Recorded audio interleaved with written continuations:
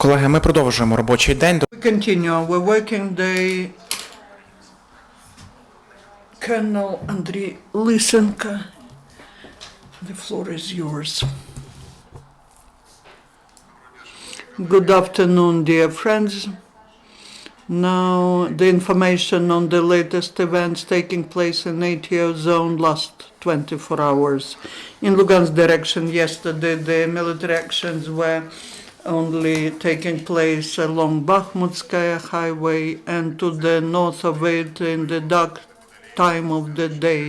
The epicenter was near Kryakivka village and Darykhovo-Donetsky. There was a clash of the ATO forces with two enemies' subversive reconnaissance groups. Their total number was 20 persons.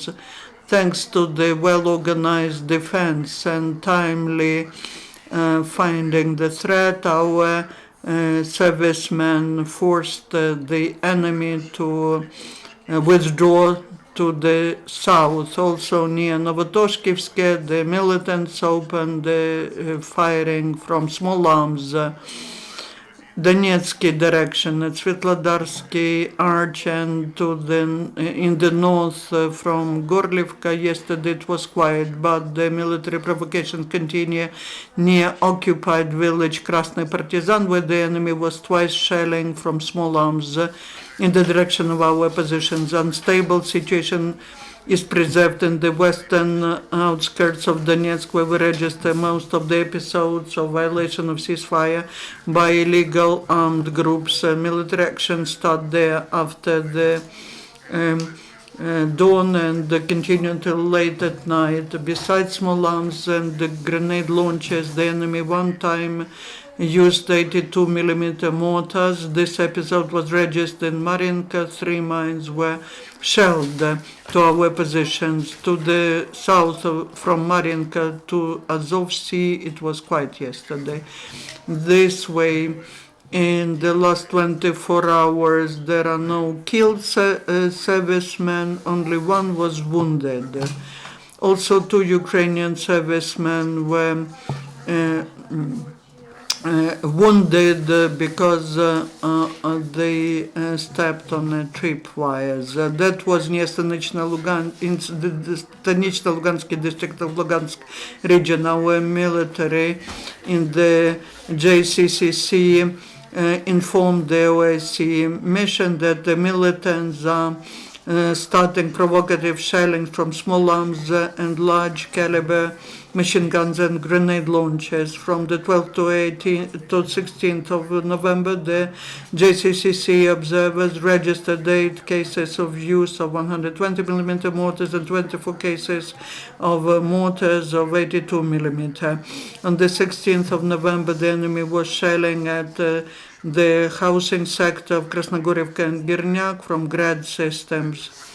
According to the information of the main Department of Reconnaissance of the Ministry of Defense of Ukraine, on the 16th of November, the train echelon, which had 8 wagons with ammunition and 4 reservoirs with fuel and lubricants for militants, arrived to Ilovaisk. The Security Service of Ukraine is detaining the militants and their allies near Zolote of Lugansk region. The member of the criminal group of so-called LPR was detained during the interrogation. The criminal told that the training of militants is done by the FSB servicemen of Russia and military training by Russian instructors. Now there is a video with what the militant is talking. I am the citizen of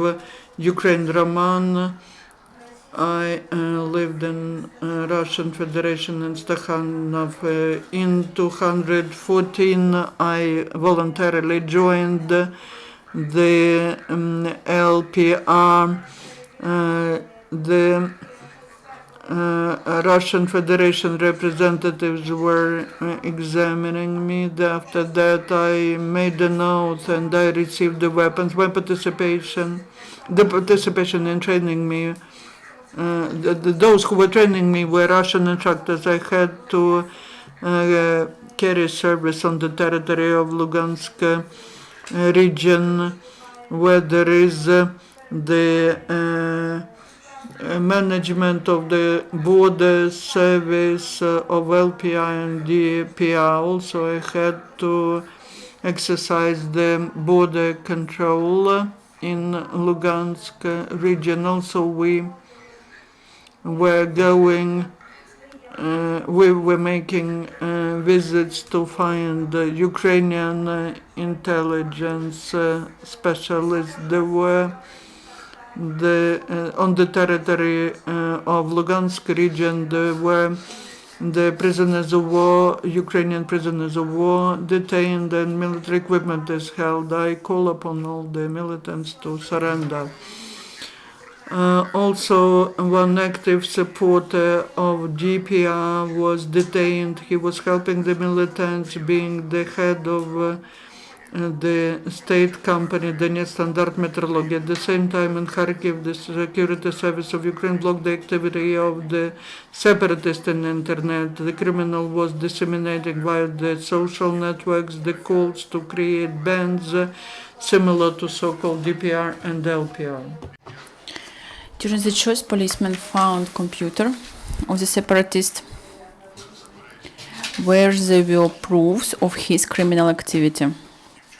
Yesterday, in the center of Mariupol, thanks to the attention of the policemen, inside the car were found 2 light anti-tank grenade launchers, 1 anti-personnel mine, 2 hand grenades, 2 electric fuse, and about 400 grams of plastic explosive. Investigation is still going on, with the aim to find the owners of the car and its cargo.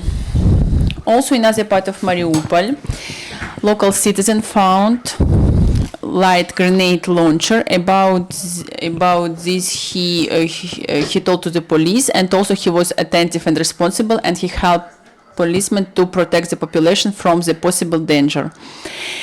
At the moment, they are trying to identify the owner of this weapon. For the last 24 hours, there were fixed cases of illegal saving of explosive devices in Avdiivka, Dmitrov, and Artemivsk.